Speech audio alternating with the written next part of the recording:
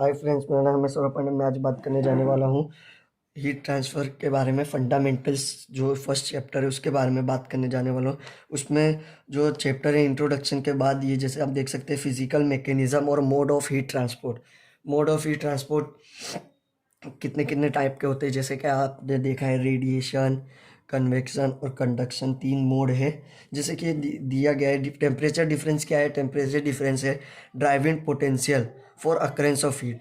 Heat transfer जो है, heat transfer कब होगी? जब टेम्परेचर डिफरेंस होगा। और ये जो टेम्परेचर डिफरेंस है ये क्या है? ड्राइविंग पोटेंशियल है। ये जो ड्राइविंग पोटेंशियल है इसके वजह से टेम्परेचर डिफरेंस होता है, जिसकी वजह से हीट ट्रांसफ़र पॉसिबल हो पाता है। The literature on the heat transfer generally recognize dream. जो लिटरेचर है हीट ट्रांसफ़र का, वो जनरली रिकॉग्नाइज करता है 3 distinguish module of heat transfer. Heat transfer के जो 3 अलग अलग मोड्स हैं उसको ये रिकॉग्नाइज बताता है, जैसे कि कंडक्शन है, कन्वेक्शन है, रेडिएशन है। Heat transfer is majority of real situation. Heat transfer जो अगर हम रियल सिचुएशन में बात करें तो हीट ट्रांसफ़र हमें है ना अकेला कंडक्शन देखने मिलेगा कोई सिस्टम में, ऐसा हर बार ज़रूरी नहीं। कभी कभी हमें इसका रिजल्ट ऑफ कॉम्बिनेशन मोड, जैसे कि दो अलग अलग मोड है उनका कॉम्बिनेशन के हिसाब से भी हमको रियल लाइफ में हीट ट्रांसफ़र देखने मिलता है। Heat always flow from, heat हमेशा कहाँ फ्लो करती है? Higher temperature to lower temperature में ये हीट है ना फ्लो होती है, और ये स्पोटेनियस प्रोसेस है। इसके बाद हम बात करते हैं कंडक्शन, कन्वेक्शन और रेडिएशन के बारे में। कंडक्शन के बारे में बात करें, different way to define conduction. Conduction को तो हम अपने एक सिंपल लैंग्वेज में अपने प्रीवियस स्टैंडर्ड में भी पढ़ा होगा, पर अगर हम इसको एक डेफिनेशन के तरीके से डिफाइन करते हैं तो क्या आता है? जैसे conduction in heat transfer of the conduction is a transfer. Conduction क्या है? एक ट्रांसफ़र है किसका? हीट का। One part to of the system to the another part. एक सिस्टम के पार्ट से अनदर सिस्टम के पार्ट तक जाएगा, हीट ट्रांसफ़र होगी, वो क्या होगा? कंडक्शन होगा। और दूसरे तरीके से बोले वन सब्सटेंस टू अनदर, एक सब्सटेंस से दूसरे सब्सटेंस में हीट ट्रांसफ़र हो रहा है। किस तरीके से? फिजिकल कॉन्टेक्ट के वजह से with it, due to displacement and vibration of molecule. Vibration होते हैं मॉलिक्यूल के वाइब्रेशन से या फिर मॉलिक्यूल के डिस्प्लेसमेंट से जो ये हीट ट्रांसफ़र हो रहा है फिजिकल कांटेक्ट के वजह से, इसको हीट कंडक्शन बोल सकते हैं। अब ये जो हीट कंडक्शन होता है ये क्या होता है? Micro form of heat transfer. ये जो हीट कंडक्शन है वो micro form of heat transfer है। माइक्रो इसके लिए कि हम इसको है ना मतलब देख नहीं सकते। माइक्रो यानी सब बहुत छोटा होता है। बेसिक लॉ, ये जो हीट कंडक्शन है इस पे, इसको जो गवर्निंग हीट ट्रांसफ़र है इसको कैसे गवर्न करते हैं, इसका जो बेसिक लॉ है, जब हम कंडक्शन के भी सम्स करेंगे या इसकी इक्वेशंस हम बनाएंगे तो इसमें कौन सा जो लॉ है गवर्न करेगा? इसको गवर्न करेगा फोरियर्स लॉ।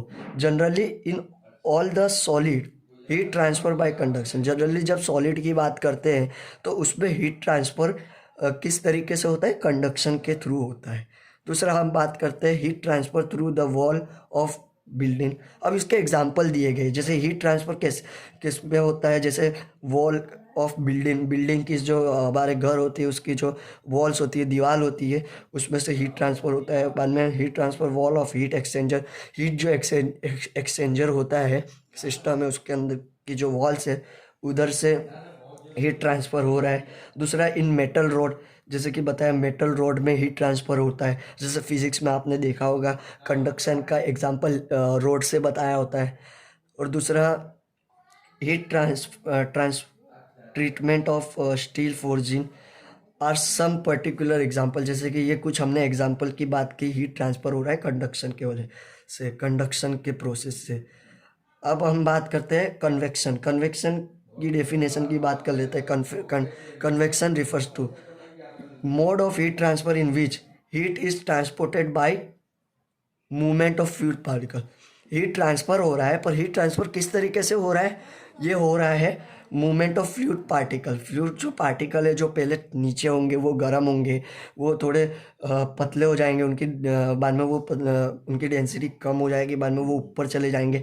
जो हैवी डेंसिटी वाला है जो फ्लूइड है ऊपर वाला, जो कोल्ड है उसके वो नीचे आ जाएगा। तो जो फ्लूइड पार्टिकल्स के वजह से हीट ट्रांसफ़र हो रहा है, फ्लूइड पार्टिकल्स के मूवमेंट के वजह से जो हीट ट्रांसफ़र हो रहा है वो कन्वेक्शन को हम बोल सकते हैं, डिफाइन कर सकते हैं। बाद में कन्वेक्शन विच जिसमें fluid particle act as a heat carrier agent. जो फ्लूइड पार्टिकल है वो हमारे किस तरीके से बिहेव कर रहे हैं, वर्तन कर रहे हैं, जैसे कि वो एक हीट कैरी एजेंट है। जो फ्लूइड पार्टिकल है वो हीट लेके जा रहे हैं एक जगह से दूसरी जगह।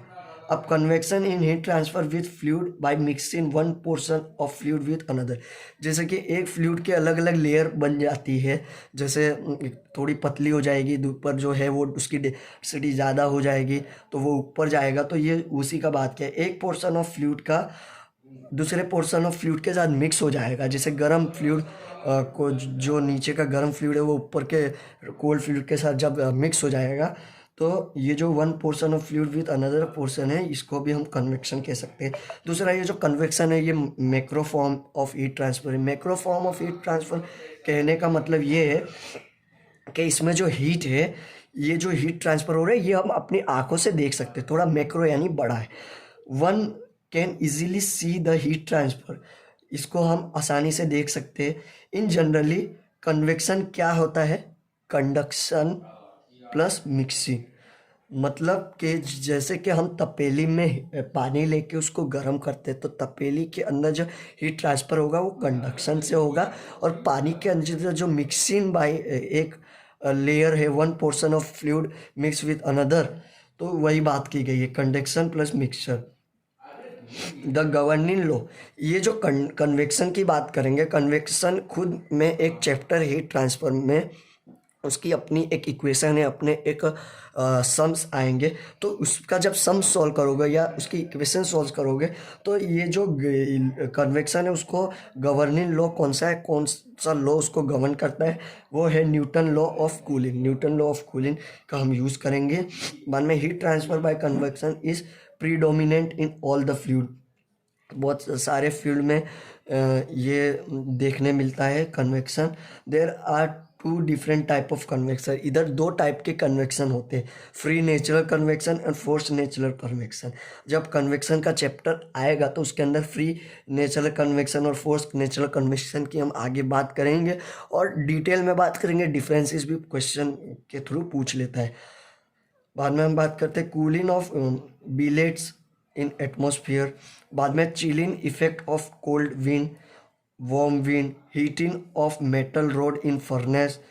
बाद में heating of room by providing radiator in room. बाद में cooling of electric wire, transformer in atmosphere etcetera. ये हमने कुछ एग्जाम्पल की बात की, नेचुरल कन्वेक्शन के एग्जाम्पल की। Cooling of IC engine, flow of water in condenser tube, ये कुछ और एग्जाम्पल है। ये फोर्स, ये जो हमने ऊपर वाली बात की ये नेचुरल कन्वेक्शन की बात की, और ये जो इंजन के अंदर सिलेंडर के अंदर कूलिंग हो रहा है, जो फ्लो हो रहा है वाटर किसके अंदर, कंडेंसर के अंदर, कंडेंसर ट्यूब के अंदर, ये है फोर्स कन्वेक्शन, इसको बोलते हैं। ये फोर्स कन्वेक्शन के एग्जाम्पल है। दूसरा आता है रेडिएशन। रेडिएशन को हम डिफाइन करें तो रेडिएशन में ट्रांसफ़र कैसे होता है? जो ट्रांसफ़र है हीट का वो स्पेस और मैटर, जो स्पेस है वो मैटर के थ्रू होता है, by mean other than conduction और कन्वेक्शन। कंडक्शन और कन्वेक्शन से थोड़ा अलग है, और इसमें जो हीट ट्रांसफ़र होगा वो स्पेस में होगा, मैटर में होगा। Radiation refer to the transfer of heat from body और from the fluid when no medium is required. जो रेडिएशन है उसमें हीट ट्रांसफ़र के लिए मीडियम की ज़रूरत नहीं पड़ती। दूसरा हम बात करते हैं, जैसे कि दिया हुआ है, heat transfer is take place by electromagnetic wave. जो हीट ट्रांसफ़र है वो अपन कैसे होता है? जैसे इलेक्ट्रोमैग्नेटिक वेव की तरह से। जैसे क्या आप मीडियम, अगर आप फिज़िक्स में पढ़े होगे तो उसमें अभी मेरे को तो याद नहीं आ रहा इतना, पर उसमें कुछ ऐसा आता है था मैकेनिकल वेव और इलेक्ट्रिकल वेव, मतलब उसमें एक में मीडियम लगता था सॉलिड लिक्विड और एक में मीडियम नहीं लगता था। वैसे ही तरीके से इलेक्ट्रोमैग्नेटिक वेव की बात किया है। तो दूसरा बाय एनर्जी पॉकेट्स जैसे कि कॉल्ड फोटॉन्स। अब no medium is required, radiation में कोई मीडियम की ज़रूरत नहीं होती है। पर अगर हम बात करें vacuum is the best medium for heat transfer, जो वैक्यूम है वो हीट ट्रांसफ़र के लिए सबसे अच्छा मीडियम कह सकते हैं। दूसरा intermediate heat transfer not continuous process, और इस पर हम बात करेंगे कौन सा होगा, Kirchhoff law, Wien's displacement, Stefan's Boltzmann law are the governing law of radiation. इसमें जैसे कि हमने बात की थी कंडक्शन में फोरियर्स लॉ की बात की थी, कन्वेक्शन में न्यूटन लॉ ऑफ कूलिंग की बात की थी, पर इसमें 3-4 लॉ है जो गवर्निंग करते हैं। क्रिस्चॉफ लॉ हो गया, विन्स डिस्प्लेसमेंट लॉ हो गया, स्टेफेंस बोल्ट्जमैन लॉ हो गया, ये इसको गवर्न करते हैं। अब heat leakage from the evacuated wall of thermoflask और डिसिपेट मतलब फैलना, heat from the filaments of vacuum tube, the solar energy इंडी इंसिडेंट अपॉन द अर्थ। ये कुछ एग्जाम्पल थे हीट ट्रांसफ़र बाय रेडिएशन के। अब हम बात करते हैं effect of temperature on thermal conductivity. किसका इफेक्ट, टेम्परेचर का इफेक्ट किस पे, थर्मल कंडक्टिविटी ऑफ मेटल के, और refractory and building material liquid and gas. जैसे कि बात कर सकते हैं thermal conductivity is a property of material. Thermal conductivity क्या है, मटेरियल की एक प्रॉपर्टी है। The material which with high, material जिसकी थर्मल कंडक्टिविटी ज़्यादा होती है वो गुड कंडक्टर होता है हीट का, और जिसकी लो होती है, जो भी मटेरियल की लो थर्मल कंडक्टिविटी होगा वो पुअर कंडक्टर होगा हीट का। जैसे गुड इंसुलेटर ऑफ हीट। दूसरा हम बात करते हैं thermal conductivity is mainly depend. Thermal conductivity कुछ चीज़ पे डिपेंड करता है, उसके कुछ फैक्टर्स है उस पर डिपेंड करता है। जैसे ऑपरेटिंग कंडीशन है, जैसे टेम्परेचर, उसका जो ऑपरेटिंग कंडीशन है उस पर टेम्परेचर और प्रेशर कैसा है। दूसरा डेंसिटी ऑफ मटेरियल, मटेरियल की अपनी डेंसिटी होती है, हर मटेरियल की अलग अलग डेंसिटी है। दूसरा मॉइस्चर कंटेंट कितना है। तीसरा मटेरियल स्ट्रक्चर कैसा है। The unit of thermal conductivity, thermal conductivity का जो यूनिट है उसकी बात की है। थर्मल कंडक्टिविटी को डिनोट करते हैं के से, और उसकी जो है वोल्ट पर मीटर सेल्सियस है, और ये केल्विन है, आप रख सकते हो। When heat flow rate is express in volt, heat का जो फ्लो रेट है उसको किससे बताते हैं, वोल्ट से बताते हैं। अब generally the substance possesses high thermal conductive value in solid phase. जो सब्सटेंस होता है उसके अंदर हाई थर्मल कंडक्टिविटी कब होगी, उसकी वैल्यू हाई कब होगी, जब सॉलिड फेज होगा, और लो कब होगी, जब गैसियस फेज होगा। आपको ये मटेरियल बताया गया है। Typically value of thermal conductivity एक नॉर्मल टेम्परेचर, जो नॉर्मल प्रेशर है और टेम्परेचर है वो 20 डिग्री है, उसकी थर्मल कंडक्टिविटी बताइए। जैसे डायमंड की है वो टेबल दिया हुआ है, ये आप देख सकते हैं। और दूसरा अब हम बात कर देते हैं effect of variation in thermal conductivity. जो इफेक्ट है वेरियस इन थर्मल कंडक्टिविटी, किसके वजह से थर्मल कंडक्टिविटी के अंदर बदलाव आ रहा है, किसकी वजह से, due to variation in temperature. Temperature जो मटेरियल का टेम्परेचर है वो बढ़ रहा है घट रहा है, उसकी वजह से जो बदलाव आ रहा है उसकी बात करेंगे। जैसे कि दिया गया है thermal conductivity of pure metal, pure metal की thermal conductivity is due to migration of free. ये किससे होगी, माइग्रेशन, माइग्रेशन यानी एक जगह से दूसरी जगह जाना। फ्री इलेक्ट्रॉन्स, फ्री इलेक्ट्रॉन्स को हम किससे बताएंगे, फ्री इलेक्ट्रॉन का जो माइग्रेशन होगा वो फ्री इलेक्ट्रॉन को के ई से हम डिनोट करेंगे, और लैटिक वाइब्रेशन, लैटिक वाइब्रेशन को के एल से डिनोट करेंगे। तो जो thermal conductivity of pure metal के इज इक्वल टू क्या होगा, इसका माइग्रेशन होगा, वो होगा free electron plus lattice vibration.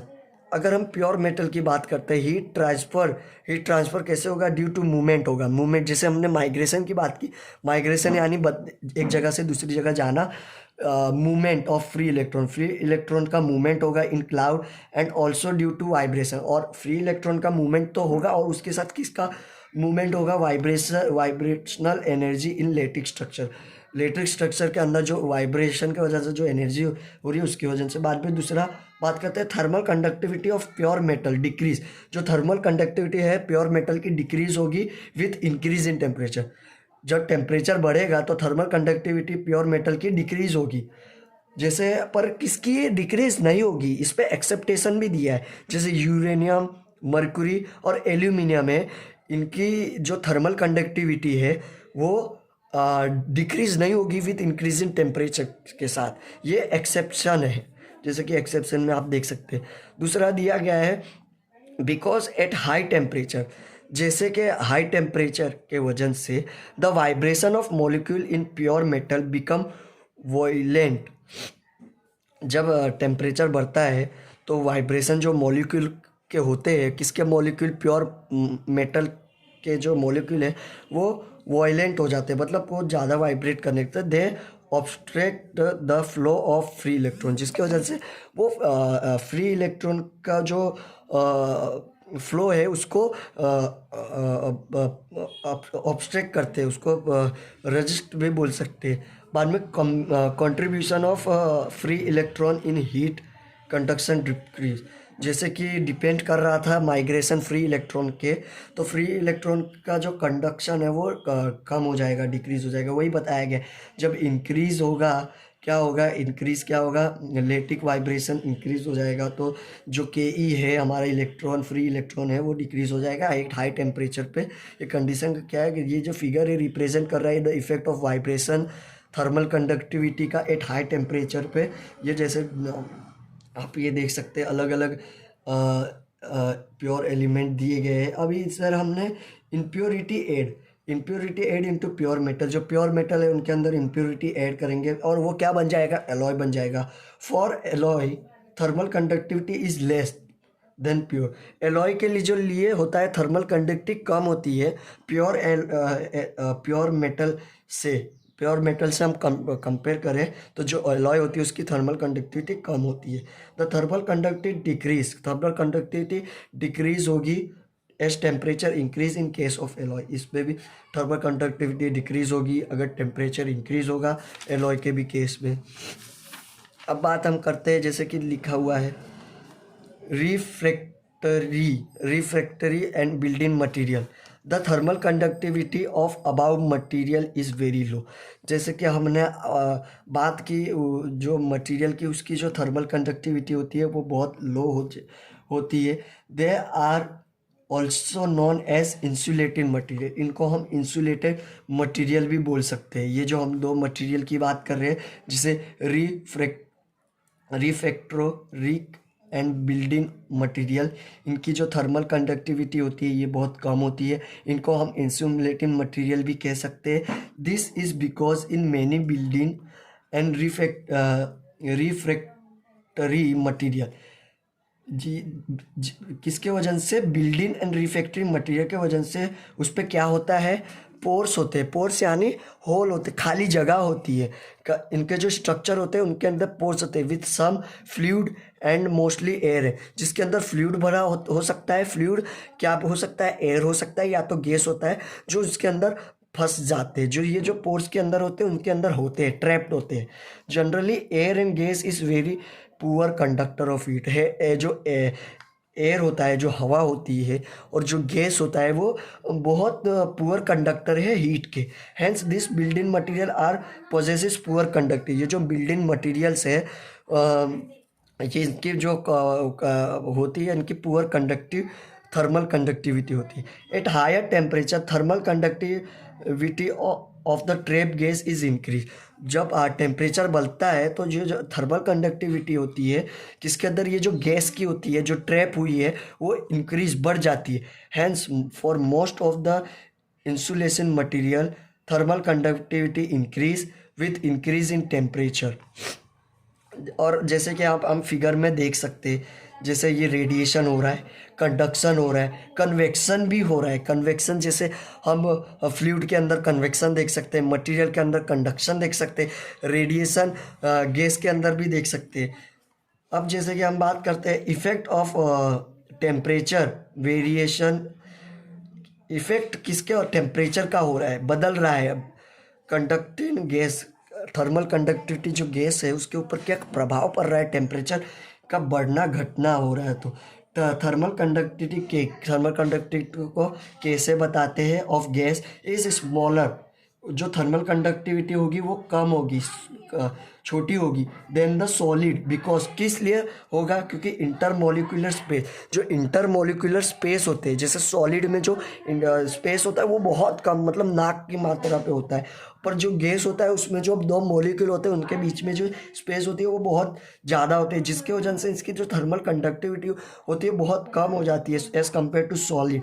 इसका जो रीज़न दिया, intermolecular space is much larger, जो इंटरमोलिकुलर स्पेस होती है, जो मॉलिक्यूल के बीच में जो स्पेस है वो बहुत ज़्यादा होती है, लार्ज होती है, are in continuous random motion, और उसका जो मोशन होता है वो रेंडम होता है। जब the thermal conductivity of all gas increase, जो थर्मल कंडक्टिविटी ऑफ जो गैस है वो इंक्रीज होगा with increase in temperature, temperature बढ़ेगा तो इंक्रीज होगा। This is because high temperature collide with among gas particle, जो हाई टेम्परेचर होगा वो टकराएगा किससे, गैस के पार्टिकल से, और इंक्रीज होगा क्या होगा, थर्मल ट्रांसफ़र इंक्रीज, थर्मल जो ट्रांसफ़र है वो भी इंक्रीज होगा।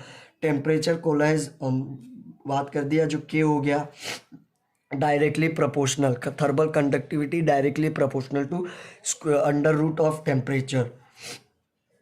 अब ये जो absolute temperature of gas T हो गया, और ये जैसे कि हमने उसकी बात की, तो इफेक्ट हम लोग देख सकते हैं थर्मल कंडक्टिविटी का, ये दिया गया है।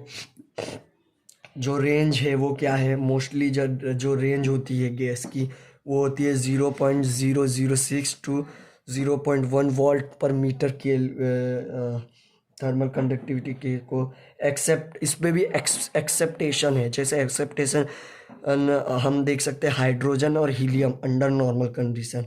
अब वैसे ये बात की गई है लिक्विड की, हमने इधर बात की गई है, लिक्विड को देख लेते हैं, इसके बाद हम दूसरा नेक्स्ट वीडियो में आपको मिलेंगे। जैसे कि दिया गया है किसका इफेक्ट देखना है, टेम्परेचर का बढ़ रहा है घट रहा है, और थर्मल कंडक्टिविटी जो लिक्विड की है उस पर क्या इफेक्ट डाल रहा है। जैसे physical mechanism of heat conduction in liquid as same as gas, gas के तरीके से सेम ही होती है, और in case of liquid closer space of molecule, gas के कंपेयर से बात करें तो लिक्विड में होते हैं जो स्पेस मॉलिक्यूल होता है वो कम होता है, और इसके स्ट्रॉन्ग मॉलिक्यूल होते हैं, attractive force compare to gas, जो गैस के अंदर अट्रैक्टिव फोर्स होते हैं मॉलिक्यूल्स के, ये स्ट्रॉन्ग होते हैं, और मोर हीट एक्सचेंजर कोलाइज प्रोसेस, इसके जो मॉलिक्यूल है वो ज़्यादा कोलाइज होते हैं, और so the thermal conductivity of liquid is between the gas and molecule. In most of the liquid the value of thermal conductivity tends to decrease with increasing temperature, जैसे temperature बढ़ता है, ये जो ब्लैक पे लिखा है ये जो मेन बात है, लिक्विड जैसे टेम्परेचर बढ़ेगा तो इसका थर्मल कंडक्टिविटी डिक्रीज होगा। वाटर एंड ग्लिसरीन, इसका भी एक्सपेक्टेशन है, वाटर और ग्लिसरीन जो है उसका एक्सेप्टेशन है, इसमें ऐसा नहीं होता।